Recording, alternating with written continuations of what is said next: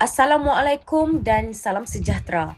Pada hari ini, SMK Tengku Ampuan Rahimah akan mengadakan program yang dinamakan Gate to School. Pagar yang akan dirasmikan sebentar lagi ditaja khas oleh pihak Deluxe Holding Sedian Berhad yang bernilai RM19,000.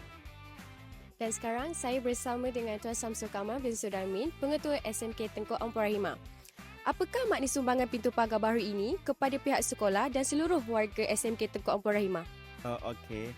Sumbangan pintu pagar baru ini amat bermakna kepada kami, warga SMK Tengku Ampuan Rahimah, memandangkan ini merupakan laluan utama dan dengan sumbangan pintu pagar baru ini dapat meningkatkan imej sekolah kami dan first impression tentulah memberikan suatu istimewa bagi masyarakat yang sentiasa lalu lalang di hadapan sekolah ini, dan kita harap sumbangan pagar ini dapat meningkatkan lagi imej star pada pandangan masyarakat sekitar.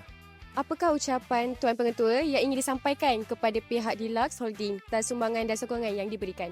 Pihak sekolah, saya mewakili warga SMK Tengku Ampuan Rahimah ingin merakamkan setinggi penghargaan dan terima kasih kepada syarikat Deluxe di atas sumbangan ini, dan kita harap jalinan dan jaringan ini akan berterusan, hubungan baik ini akan berterusan pada tahun-tahun yang akan datang demi kepentingan dan demi manfaat kepada seluruh anak-anak SMK Tengku Ampuan Rahimah. Terima kasih. Sekali lagi, terima kasih kepada pihak Deluxe Holding atas sumbangan dan sokongan yang diberikan. Terima kasih Deluxe. 3, 2, 1. Deluxe Gate to School SMK Tengku Ampuan Rahimah.